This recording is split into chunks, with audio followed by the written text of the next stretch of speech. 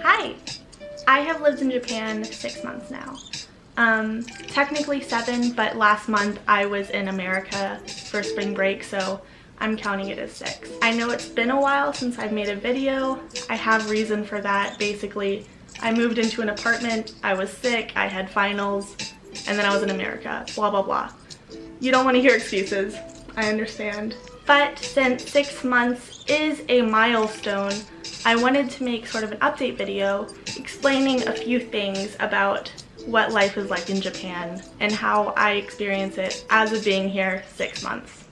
There are a few topics I want to touch on, and since this I'm guessing is going to be a very long video, I'm just going to go ahead and put timestamps here so you can go to the part of the video you are most interested in. Basically, I'm going to go over my Japanese level, how I started and how I've grown.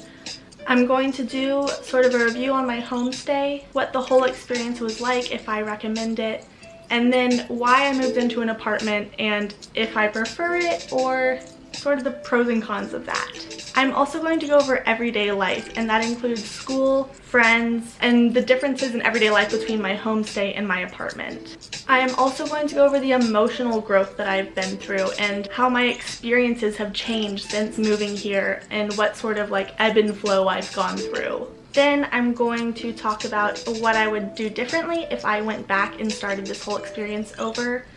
And then just sort of an overall what the 6 months has been like for me. Alright, let's go ahead and get started. First, I'm going to talk about my Japanese level and how it's improved. When I first moved here, I didn't know any Japanese. I knew konnichiwa, sayonara. You know, honestly, that might be it. Like, I was bad. And I pretended like I knew Japanese, but I didn't. So I entered the school with zero knowledge of Japanese. Everyone in my class, or most people in my class, were in the same boat where they had never studied before in their life. The reason I say that is because a lot of you guys have commented asking if you need to know any Japanese to come here, and my experience was no, I didn't know anything. Now that I've been here 6 months, supposedly I've studied through an N4 level, which is like very beginner, basic conversation kind of skills. I can talk about a wide variety of subjects, very surface level conversation. Y'all know I still am really bad at kanji. I'm supposed to have learned 300 kanji at this point, but honestly, it's maybe like 150 or so. I'm very behind. As far as how I've studied, we've used the Genki books for our grammar, so Genki 1 and Genki 2 are now both finished. We used another textbook for speaking, and we would practice our role plays. And then, I think those are the only books that we've used. I separately have gotten some kanji books to study with, but they weren't given out in class. I still study the same amount every day. That hasn't changed. It hasn't gotten any easier. Japanese has been a really difficult language to learn, and it's been something I've had to really work on hard every day. And I didn't study over spring break, and I noticed that like I forgot quite a lot actually. So when the next semester starts tomorrow, I'm gonna have to work even harder. That being said, it's still been fun to study. I can actually see my progress. I can look back at the homework I did at the beginning of the semester and go, oh my god, this stuff is so easy to me. And you know, every day I'm able to talk more and more. When I first started this school, you know, I couldn't say anything. I learned how to say, watashi wa Sofie desu, which is, I am Sofie. And now I know like all the different formalities and grammar and whatever. I mean, not all of it, obviously. Like I said, supposedly the Genki 2 book gets all the way to the N4 level, but I haven't quite mastered it, so I wouldn't comfortably say I'm at the N4 level. Definitely at N5 though. I would not say I'm one of the smartest people in my class. In fact, I think I am like in the middle. I'm not great, I'm not bad. As far as personal study goes, I do it pretty much the same as I do in my How I Study Japanese video. If you haven't seen it, I'll link somewhere below in the description box. So if you want to watch that, you can. Let's go ahead and move on to my homestay and how that was for me. So I was in my homestay for 5 months. Just in case I wanted to extend it, I could. And I talked a lot to my father and my homestay family to see what was best for me. As far as my overall experience at my homestay goes, I loved it. I loved my family. I lived with a mother who was actually Korean, a father, and their 2 daughters and their 2 dogs. At the beginning, it was really difficult for me to open up. Actually, even towards the end, it was difficult for me to talk to them. At the beginning, I was really shy and only the oldest daughter spoke any English, so I would talk to her if I needed to talk to my family. My host's dad spoke with a thick Kansai accent, and he was drunk most of the time that he would talk to me because he was very shy himself, so he would sit down at the dinner table, drink a few beers, and then start talking to me, which meant that his voice was slurred and in Kansai Ben, which I don't know. So I talked to him probably the least, but when I did, it was always really fun. We laughed a lot.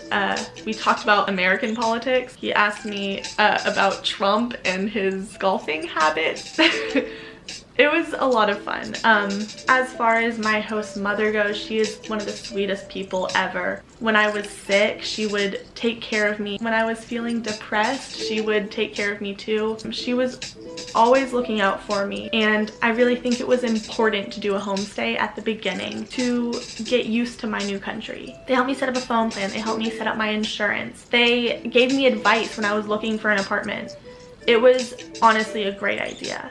That being said though, I did have a very long commute. My commute was a 30-minute walk and then 50 minutes on the train. And most days my host mother did drive me to the train station, but even then it sucked away anywhere from 2 to 3 hours out of my day, every day. That's time I could have spent with my friends or studying or I don't know, just relaxing. So it actually took a big tax on my mental health. I will get into a little bit more of that later when I talk about my mental health and emotional challenges with living abroad later in the video. But as good as my host family was, the distance was bad enough that it was reason to stop it. Honestly, if it wasn't for the distance, I would probably still be in the homestay. There were some other cons to being in a homestay, those being like having a curfew. Technically I didn't really have a curfew, but if I wasn't home by a certain time, then I would miss dinner and it would just be really rude. So I always had to be home around 7:30, and with the timing that my school lets out, that means that I couldn't get dinner with my friends or even just hang out with them. Obviously, like, I wouldn't get dinner and then go home and eat another dinner, which kind of sucked because I wanted to be social with my friends, but I couldn't. And I'm kind of a morning person. I wake up and I do everything in the morning before school, and I did. Even at my homestay, I would leave my house early and get to Starbucks and like hang out there for a few hours. But my friends are not so much that way. So while I was like ready to hang out and like ready to be social in the mornings, like mid-mornings, not like early, they were all asleep or whatever. They would get to school last minute. And so I really didn't get to hang out with them unless it was a weekend. And when I did hang out with them, I had to find a place to stay because since they lived an hour away and the trains stop at midnight in Japan, that means I would have to leave at like 10:30 at night in order to get home on time. And then my host family would be kind of mad because I'd be home so late. And on top of that, I would be leaving the party like right when it started. What?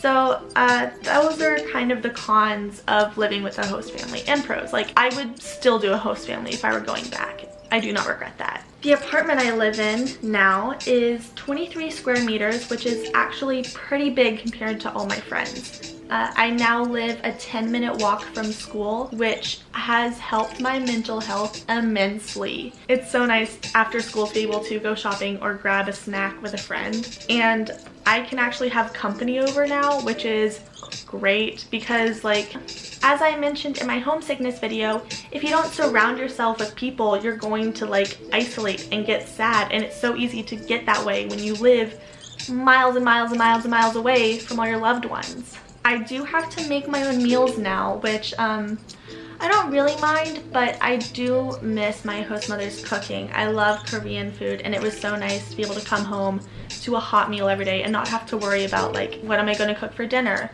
or what am I going to cook for breakfast, or being really tired and coming home and not wanting to cook dinner and then eating like instant ramen.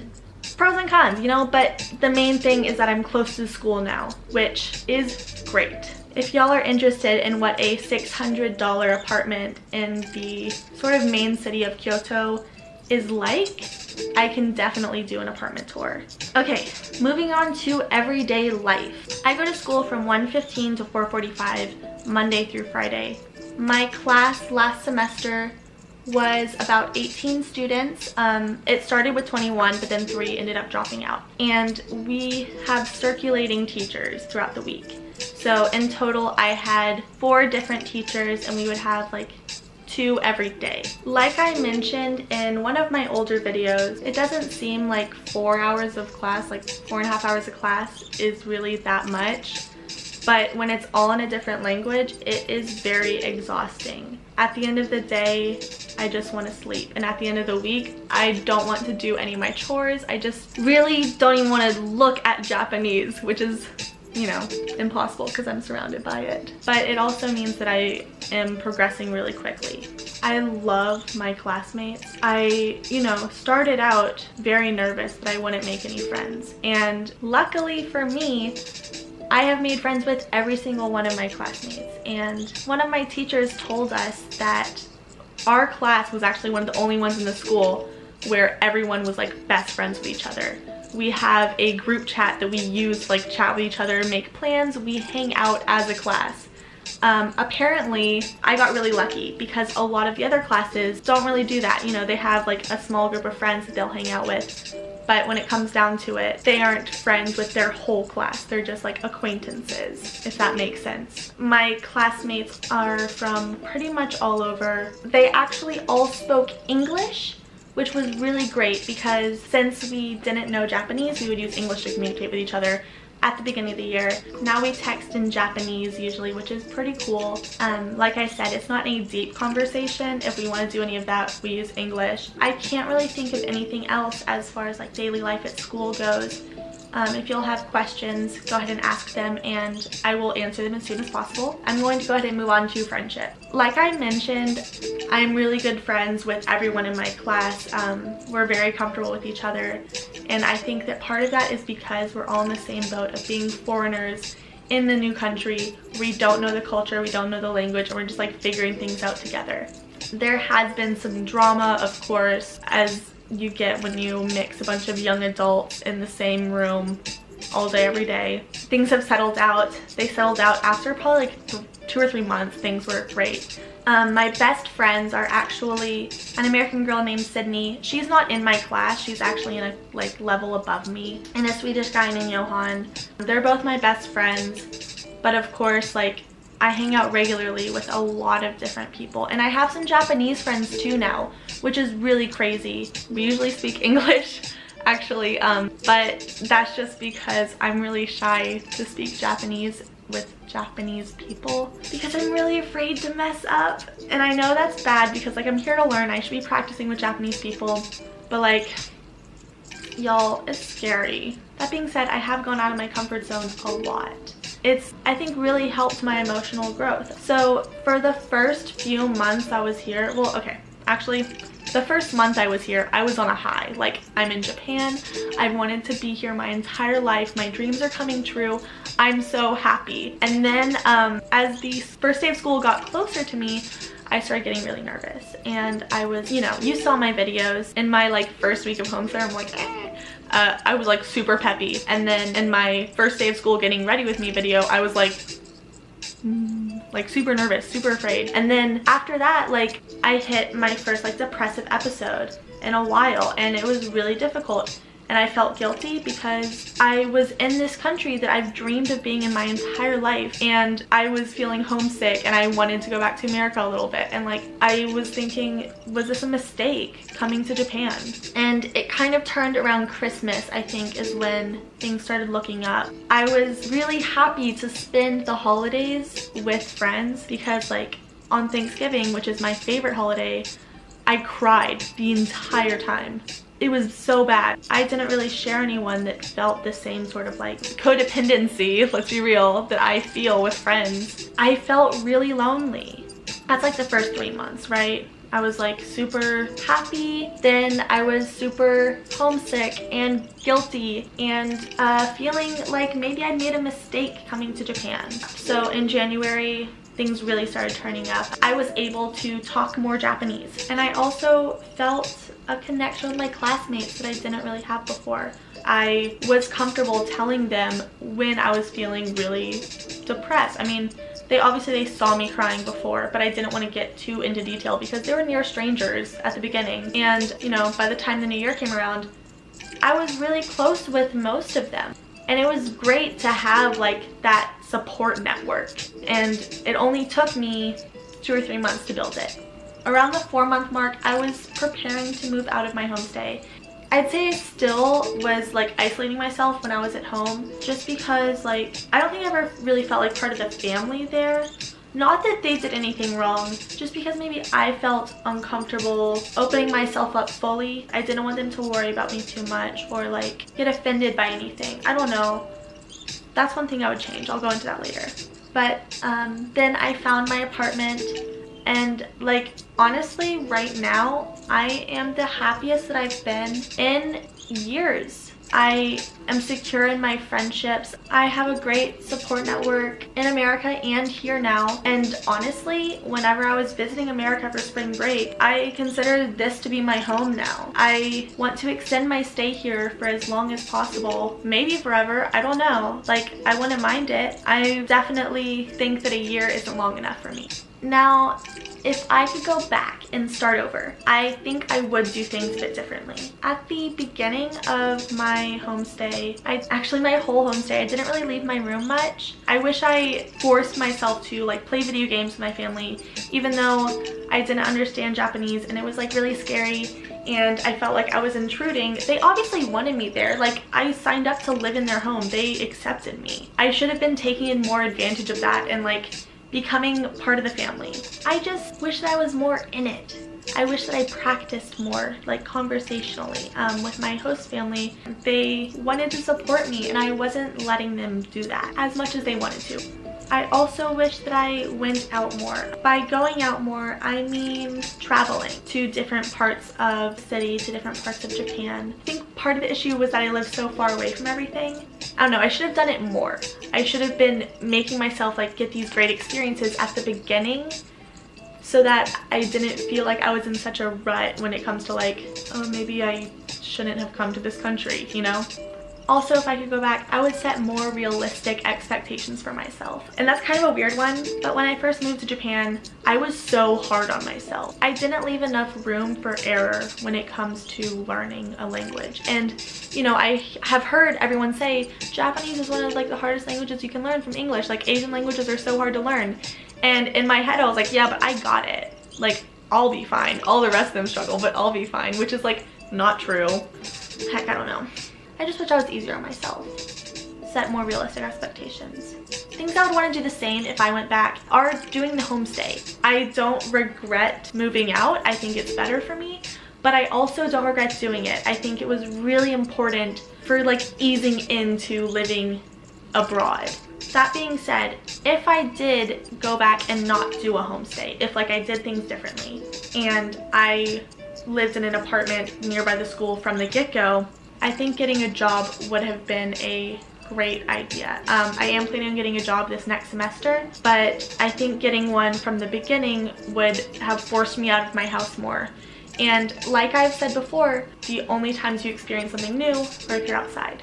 If I were to do things again, I would have been speaking Japanese a lot more. I think I should have like gone on social media, like maybe Tinder or something, I don't know, to meet like Japanese friends. I have some now, but like it took me too long. I should have found Japanese people to hang out with me when I first got to Japan. Now, overall 6-month review. Ready? We're gonna like speed run it. The ebbs and flows were serious. I was really excited when I first got here, and it was followed by like a depression. And now I'm happier than I've ever been. My study habits haven't really changed much, but I can see a clear improvement in my Japanese, and that's really cool. When I started, I was at 0, and now I am in 4, technically. I don't know. I'm a lot better. I can have conversation. I live in an apartment now instead of a homestay. I'm really proud of myself for like stepping out of my comfort zone. This has been a really great experience. And I have friends that have decided now that they've lived here for 6 months they don't want to live here, you know, much longer. Like, they want to finish out the year, but that's it. And I think I was really lucky that I really did find my new home here in Japan. I love Kyoto so much. If I were to give any advice for people that wanted to do the same thing that I'm doing, go to a Japanese language school, I would say don't worry about studying beforehand, because I didn't and I'm fine. Think really hard about where you want to live. A lot of my friends that live further away hate it. Like, I hated it. Try and live as close to your school as possible, or as close to like the city center or like the cool area of the city as possible. But honestly, like, to feel that out, like, I had to live here a while before I knew what part of the city I liked best. So maybe just like get a 3-month apartment to start somewhere, and then once you move here, say, okay, I want to move here, or like, okay, I want to extend my lease. You can do whatever. Just like, I would say don't get a year-long lease at the beginning, because you might not love it after a month. You might hate it. It might be terrible. I still have friends that live really far away and they pay dirt cheap rent, but like, it's far away. And so you just have to like figure out what's best for you. Other advice I would give is to explore and be a tourist while you're here, especially in the beginning when you don't really know anybody. Wonderful things will happen to you. You'll learn a lot of the culture, and it makes good Instagram posts. And if you make a friend or two at school and you're like, okay, let's go explore Arashiyama this weekend, that will bring y'all closer together, and so you won't feel as lonely. And really, my main advice for people that want to like do what I'm doing is to put yourself out there. Like, get out of your comfort zone as much as possible. Like, I get moving to a new country is already out of your comfort zone, or at least it's out of mine. Push yourself, but also give yourself some slack. I don't know, I'm sort of going back and forth on my advice here. Give yourself like emotional slack and push yourself to go out more. Yeah, that's good.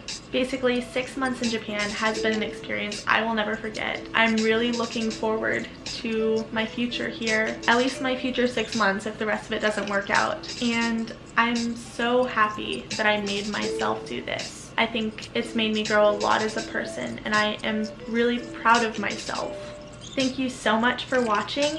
If you have any more questions regarding Japan, or video requests like apartment tour, day in the life, whatever, anything y'all want, just leave them in the comments, and I read all the comments. Obviously, I don't get a lot of them. I'm not famous. My DMs are always open on Instagram. I've had a lot of y'all message me there asking me for advice and telling me that you love my videos, which is amazing. Honestly, like, you don't know how much it means to me. You know, I started this channel partly to keep in touch with my family and friends back home, but also like to help people that were in my shoes where I was like a year ago, wanting to go to Japan and not really knowing like how to do it or what to expect. So I'm so happy that my videos can help y'all. Have a great day. Thank you for watching. Bye bye.